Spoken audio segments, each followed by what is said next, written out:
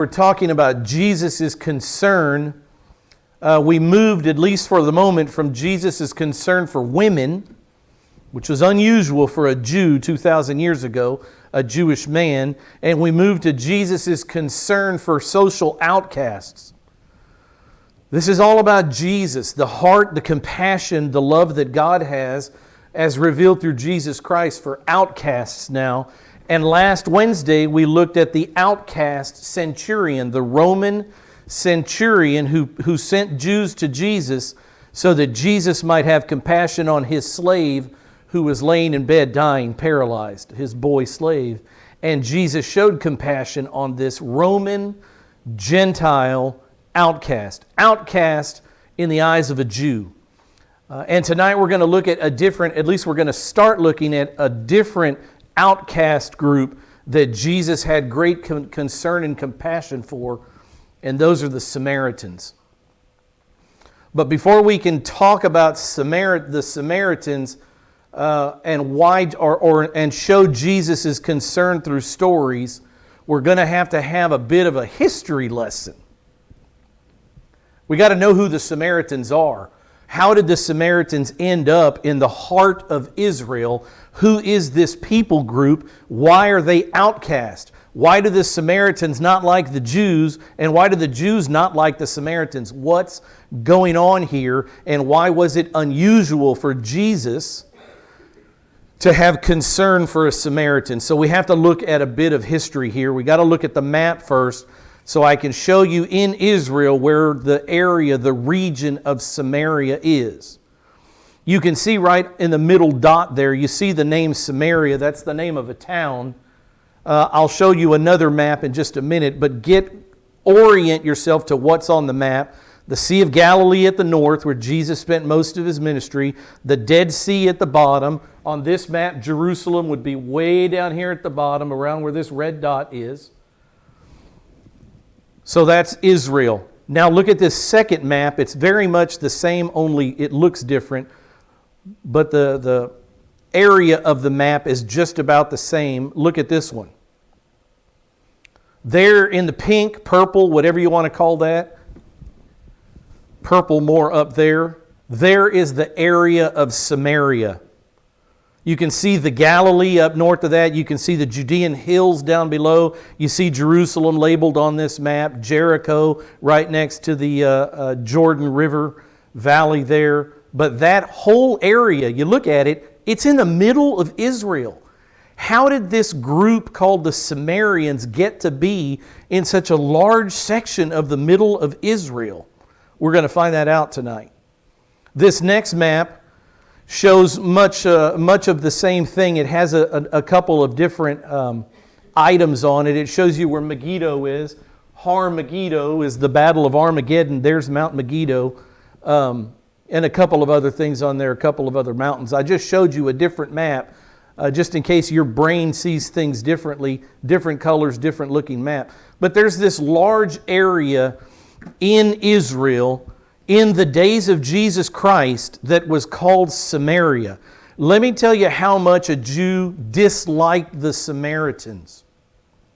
When a Jew in the north in the Galilee, this is rabbinic tradition, when a Jew in the north in the Galilee had to make a pilgrimage to to Jerusalem 3 times a year, and you know they did, for unleavened bread, for Passover, for booths, for the Feast of Weeks, 3 times they had to go to Jerusalem, every men. What they would actually do, sorry Paul, they would cross the Jordan River, and they would come down the east side of the Jordan River until they got past Samaritan lands, and then they'd cross west, across the river again, to go to Jerusalem. Now that's hatred for a people.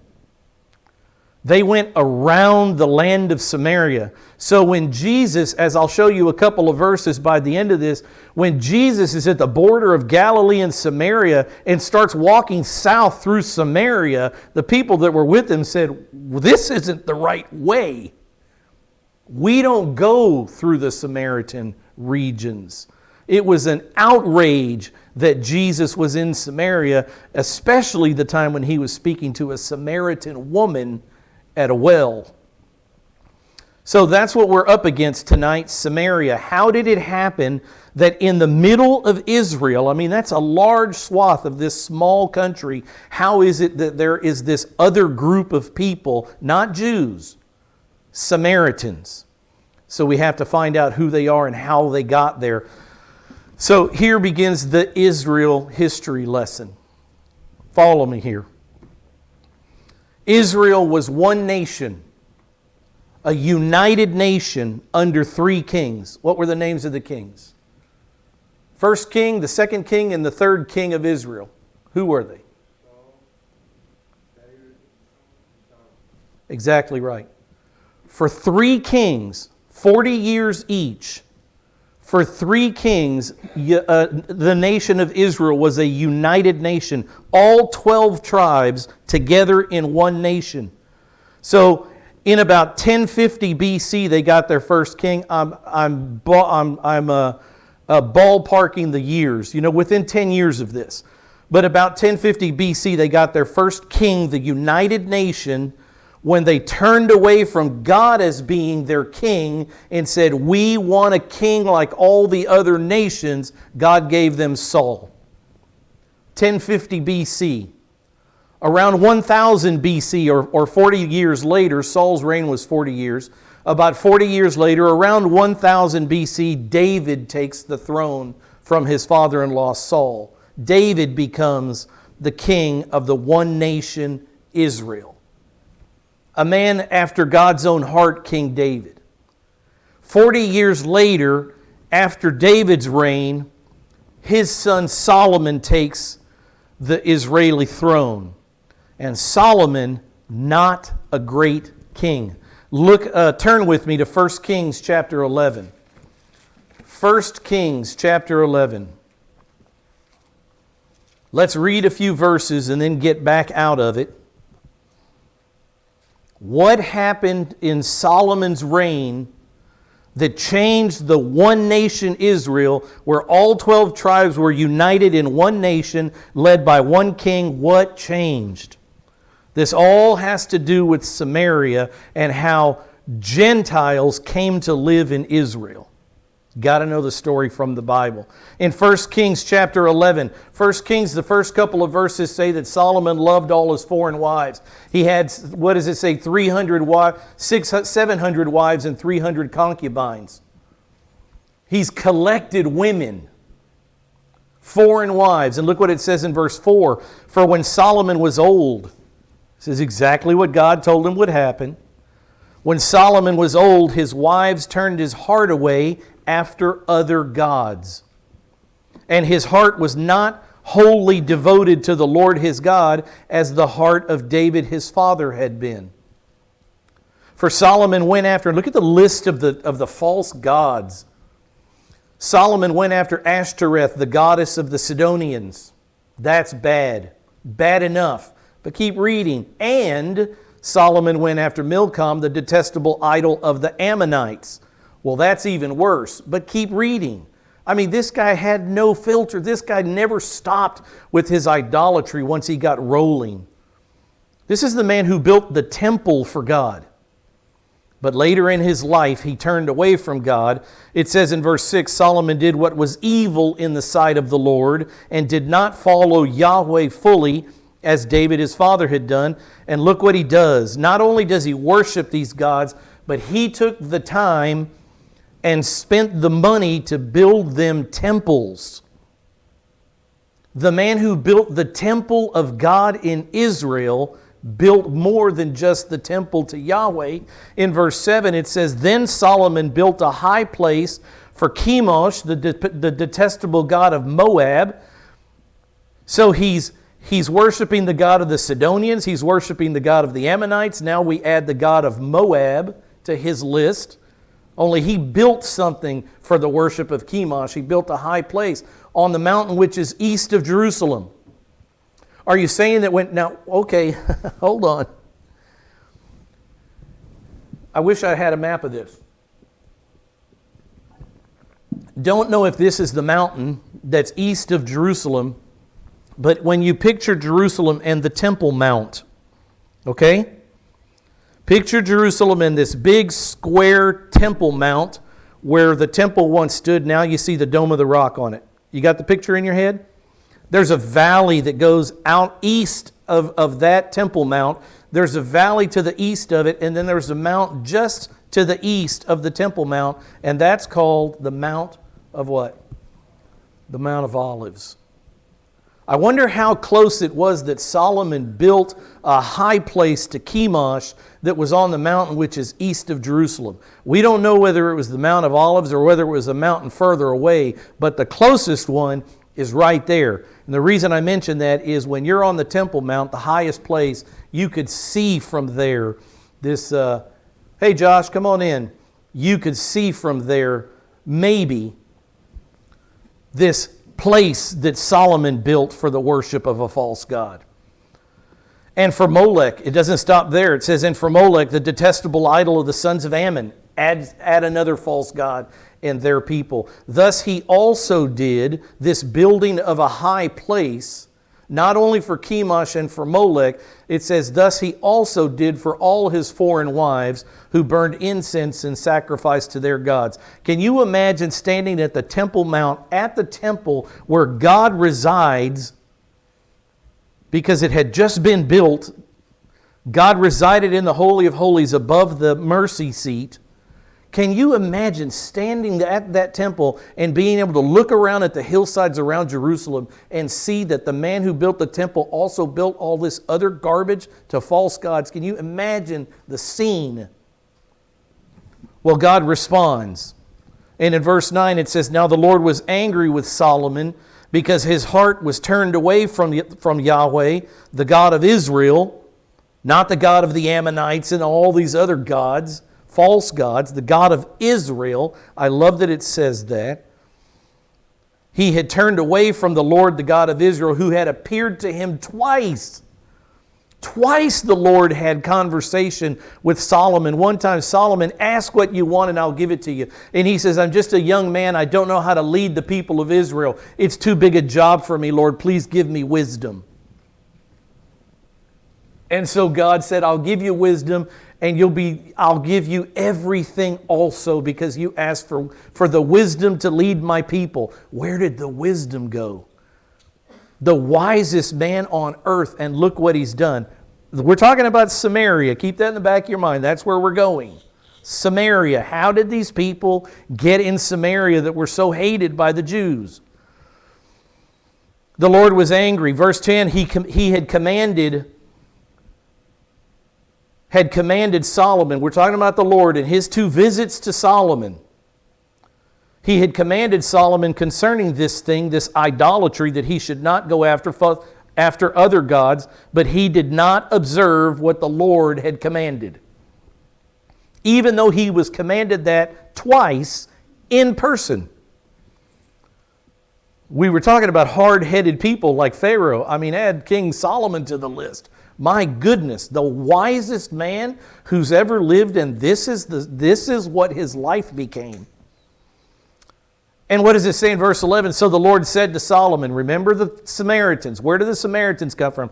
So the Lord said to Solomon, because you have done this, there's a reason I'm doing this. It's because of your idolatry. Because you have done this and you have not kept my covenant and my statutes, which I have commanded you, I will surely tear the kingdom from you and will give it to your servant.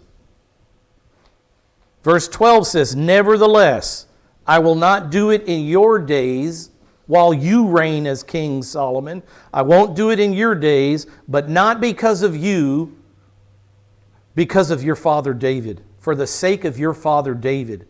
Now you want to talk about blessings by association, being blessed because you know someone? Solomon was blessed because of his father David. The proof is right there in the Scriptures.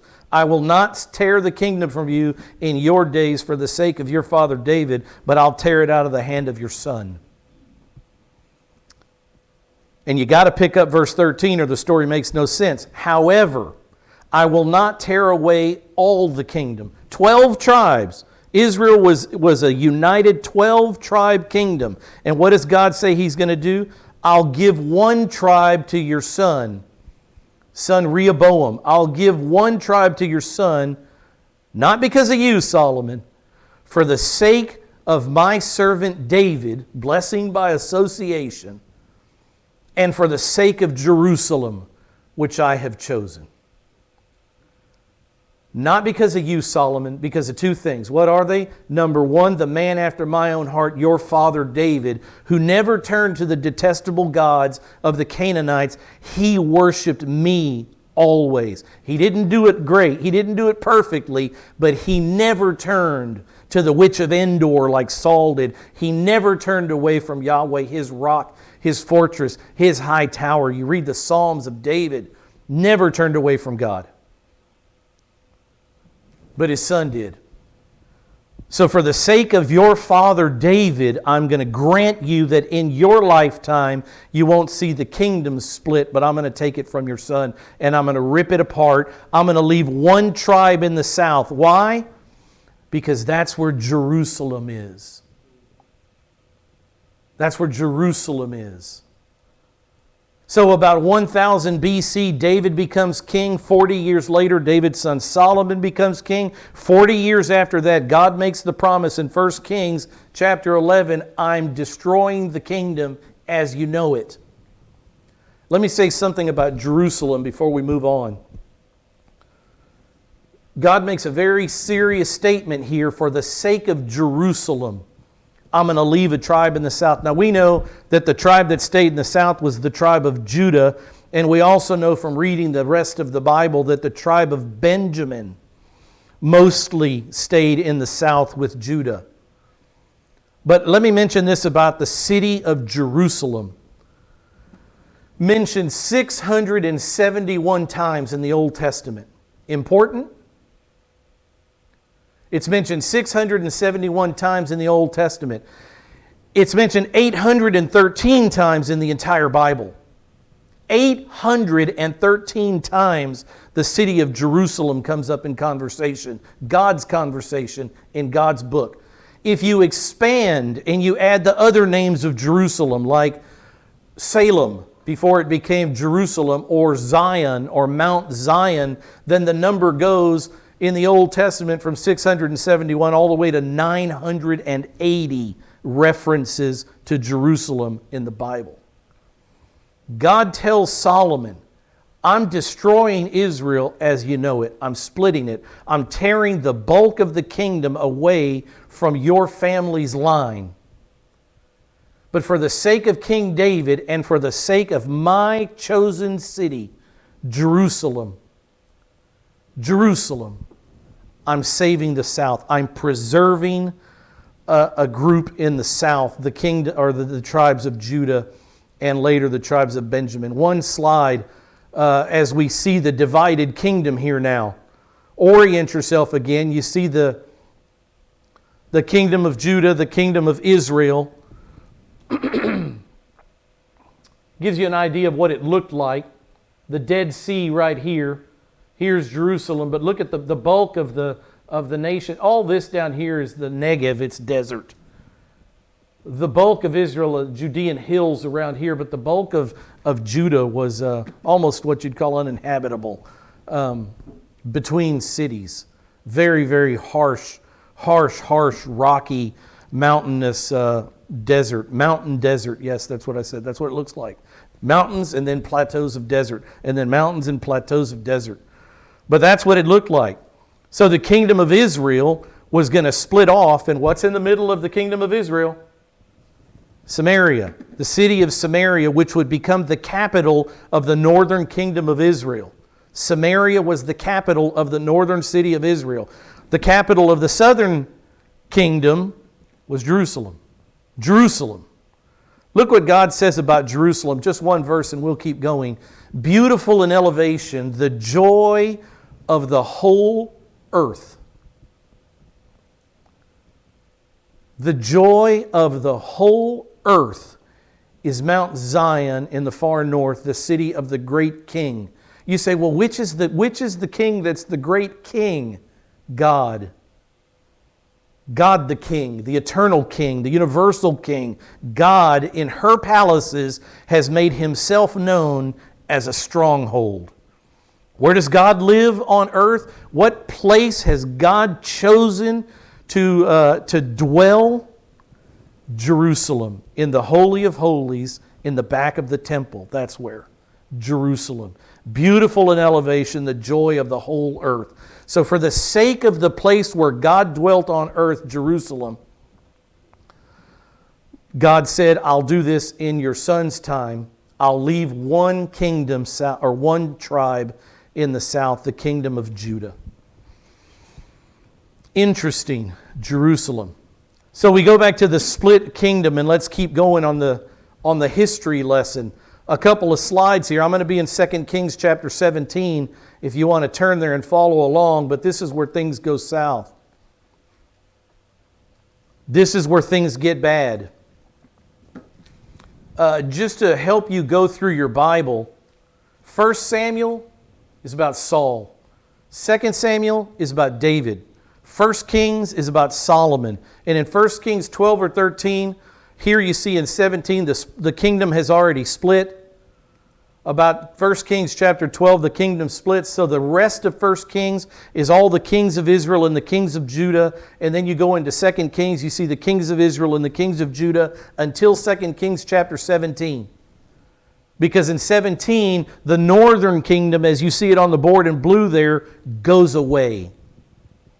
The Assyrians come in. Now you wonder why. What happened? This is all about Samaria. Don't forget. Look what it says in 2 Kings chapter 17, verse 5 and 6. In 722, this is a pretty hard date. Some people say 721, some people say 722. Okay. It's a good date. The northern kingdom of Israel was defeated by Assyria, the Syrians. Somebody told me recently that when I said Assyria is today known as Syria, that was a revelation. Well, I'm glad. That's why we study the Bible. But look what it says in 2 Kings chapter 17. Then the king of Assyria invaded the whole land and went up to Samaria and besieged it for 3 years. In the 9th year of Hoshea, the king of Assyria captured... Now, Hoshea was the last king of the northern tribe, of the northern kingdom. In the 9th year of the Israeli king Hoshea, the king of Assyria captured Samaria, and look what he did. He emptied the land. He emptied the northern kingdom of Jews. He carried away Israel into exile to Assyria. And he settled them at Halah, Habor, the river of Gozan, and in the cities of the Medes. So all of a sudden you have this large area in the middle of Israel that all the Jews are moved out of. Who's going to move in? Somebody's got to move in. Somebody's got to maintain the crops, maintain all of that kind of stuff. It's fertile land.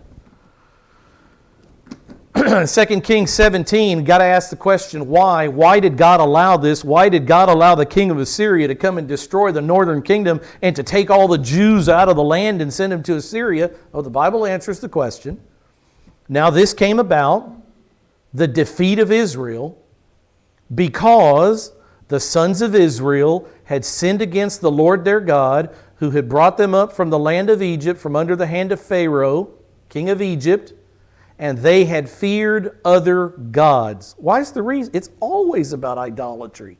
Why did God allow the northern kingdom to be conquered? Because of their idolatry. They feared other gods, and they walked in the customs of the nations whom Yahweh had driven out before the sons of Israel, and in the customs of the kings of Israel which they had introduced. So not only were the Canaanites in the land up there terrible idolaters, but the kings of Israel, as you see there, God adds them to the list of terrible idolaters leading the people of Israel into sin. The northern kingdom of Israel had 0 righteous kings. None of them bowed the knee to Yahweh. None of them. So in 931 or so, pretty good number, in 931, the kingdom splits. 130 years or so go by, and the northern kingdom is such junk spiritually that Yahweh says, I'm done. That's why you have phrases like the lost tribes of Israel. Have you ever heard that phrase? That 10 tribes of Israel that no one knows, they're just lost to history, they're gone. That's this. That's the northern kingdom of Israel having left the area that they inhabited and never having come back. And people say, well, this is the lost tribe. These are the lost tribes of Israel. And you know as well as I do, God knows exactly where every one of His tribes are, where every one of His Jews is, where every one of everybody is, Jews or Gentiles. There's nobody lost. There's no tribe that God's going to have trouble finding. That's a ridiculous notion. But this is what happened because of their idolatry. God moved them out of the land. He had the king of Assyria come in, destroy the northern kingdom of Israel, destroy their capital of Samaria, and then He moved the people out of the land. This is Samaria, the Samaritans to come. Like a lullaby. How cute. Look at the next verse. Let's keep going. The king of Assyria brought men. Who's coming into the land? This is an important part of who the Samaritans are. The king of Assyria, after moving all the Jews out and sending them into exile in those places that were just mentioned all over Assyria, the king brought men from Babylon and from Kutah, and from Ava, and from Hamath, and Savarvaim, and he settled them in the cities of Samaria. You see? Gentiles. He settled them in the cities of Samaria in place of the sons of Israel. So who lives in Samaria, the Jews or these Gentiles? Don't answer the question yet. So they possessed Samaria and lived in its cities. The northern kingdom historically never came back. It was the southern kingdom of Judah after 70 years in Babylon that came back into Jerusalem to rebuild the walls of Jerusalem and to rebuild the temple. That was all southern kingdom stuff. You don't read after the Assyrians take over the northern kingdom and the 10 tribes that one day they came back into the land. You don't read that in the Bible. The Samaritans take over the land. These people that the king of Assyria brought in from Babylon and from all these other places, they took over the cities of Samaria and they possessed them and lived in them. Now you're starting to see, that's why the middle of Israel has all these other outcasts living in it that aren't Jews. But look what happened. You say, well, if all the Jews are out of the land, how is it the Samaritans, I think I forgot to tell you this, the Samaritans are half Jew, half Gentile. That's who the Samaritans are. They're half Jewish and half Gentile. And to a Jew, that's nothing. That's just outcast status. How is it that if the king of Assyria took all the Jews out of the land, that the Samaritans can be half Jewish? Read the next verse here. At the beginning of their living there. So all these Babylonians and all these people from all these other places, the king of Assyria brought them in to live in Samaria, and at the beginning of their living there, they did not fear Yahweh. And therefore Yahweh sent lions among them, which killed some of them. That's a problem. The king of Assyria sends these men in there. God says, I'm going to kill them with these lions. Look what happens in the next verse. There's got to be a solution. So what does the king of Assyria do? So they spoke to the king of Assyria and they said, the nations whom you carried away into exile in the cities of Samaria do not know the custom of the God of the land. All these people that you sent into Samaria, they don't know how to worship the God of Samaria, Yahweh. So that God, Yahweh, has sent lions among them, and behold, they kill them, because they do not know the custom of the God of the land, Yahweh. And so the king of Assyria makes this command: take there one of the priests whom you carried away into exile, and let him go and live there, and let him teach them the custom of the God of the land. The king of Samaria allowed Jews back into the land. How many, we don't know. But the king of Samaria said, take the priest and have the priest of Yahweh go back into Samaria and appease this God Yahweh. These things happen. Look what happens later. This is very similar to what the king of Babylon does later, lets some of the Jews back into the land.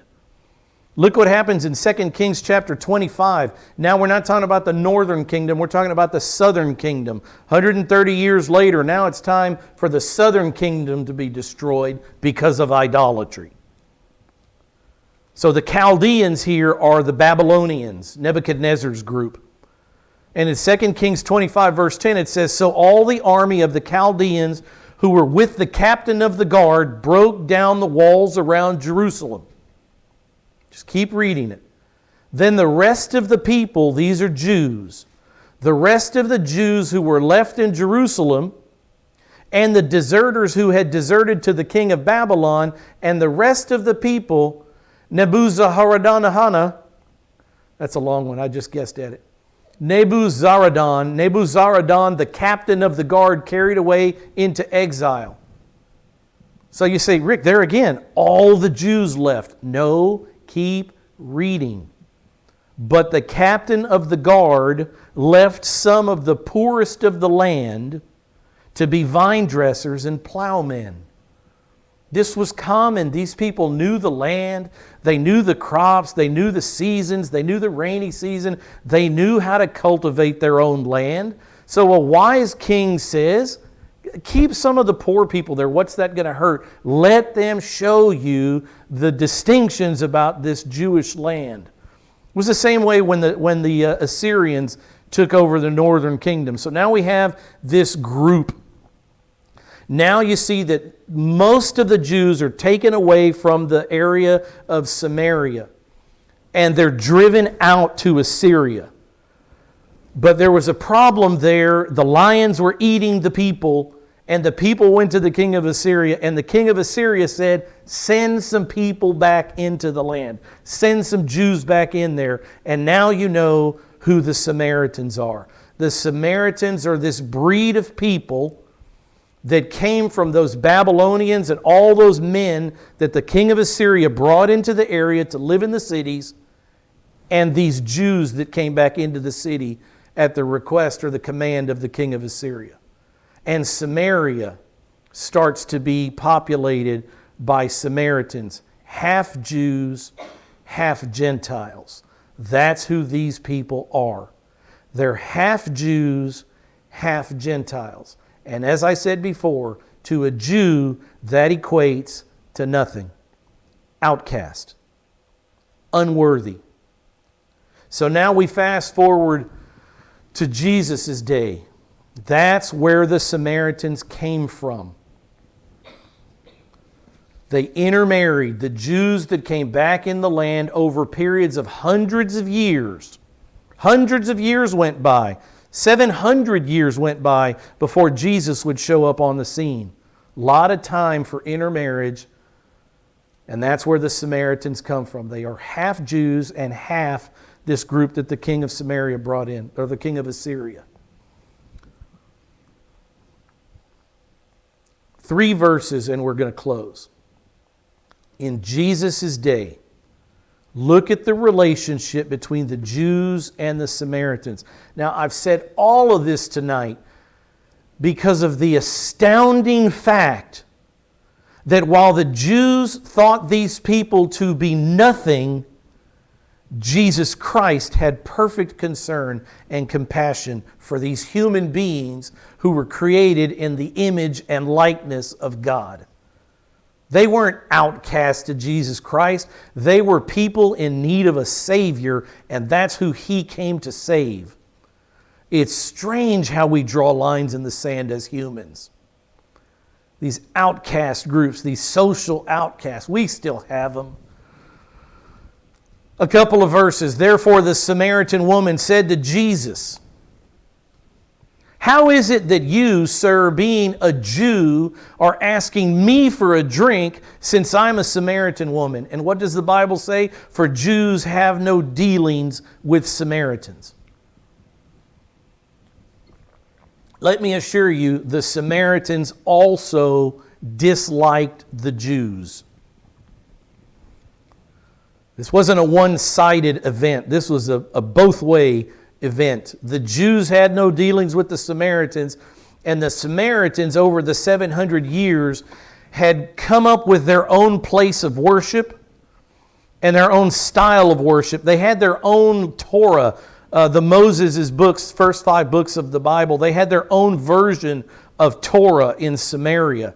Look at what it says right after this, still in John 4, but a little bit down the road. The woman said to Jesus, the Samaritan woman at the well, "Sir, I perceive that you are a prophet." Now look what she says to back up what I just told you about the Samaritans and their own worship services, their own worship locations. These half-Jews didn't go down to Jerusalem 3 times a year. They had their own places of worship. The woman, the Samaritan woman, makes that very clear. Our fathers worshipped in this mountain, in Samaria.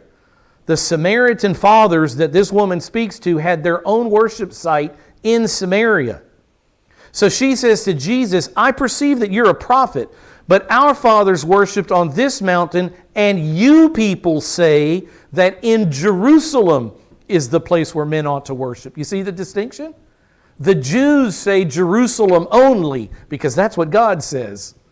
The Samaritans had come up with their own system, their own religious system. They were at odds with Israel. It wasn't just one-sided. The Samaritans had their own worship sites. I'm sure that priest that came back that started these things, that Jewish Israeli priest, that the king of Assyria came back, you think he was a good priest or not?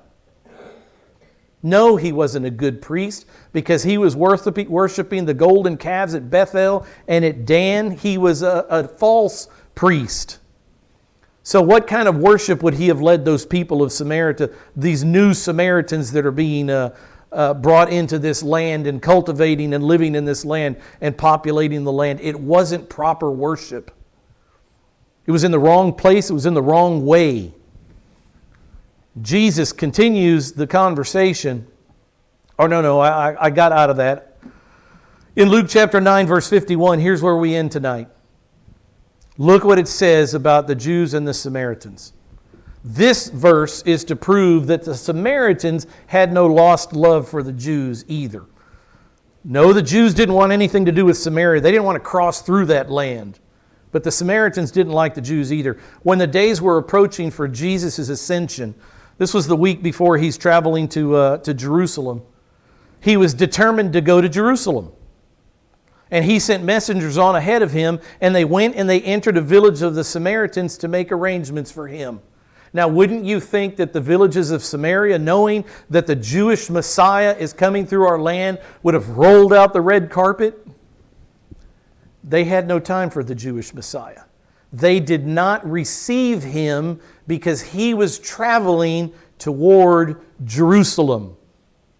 Our fathers worshipped on this mountain, but our mountain's not good enough for you, Jesus. You're traveling all the way to Jerusalem. If you want to stop and worship with us, maybe it'll be a different response. But you want to go to Jerusalem to worship. We don't believe that Jerusalem is the place to worship. Our fathers taught us that we worship on this mountain. So the Samaritans said no to Jesus. And there's a reason there, because he was traveling toward Jerusalem. They didn't want any part of that. So now you see, I hope, who these Samaritans were and where they came from, and why the antagonism between the Jews in Jerusalem and Galilee, why the antagonism against these Samaritans that lived in the middle of the country. You had to go around them if you didn't want to go through their land. There were problems in Israel in Jesus' day. There were bigger problems for Jesus when he considered the Samaritans equals. Men and women made in the image and likeness of Jesus Christ that needed a Savior, Jesus the Savior, the man who would bear their sins, Samaritan sins, in his own body on the tree very soon. Compassion for the outcast Samaritans. That's where we're going to pick up next time on Wednesday. Who were these Samaritans, this group of lepers, etc., in Samaria that Jesus had concern for? According to the Pharisees, for certain, he had no business dealing with these outcast, half-human Samaritans. It didn't stop Jesus one bit. It shouldn't stop any of us. Let's close in prayer. Father,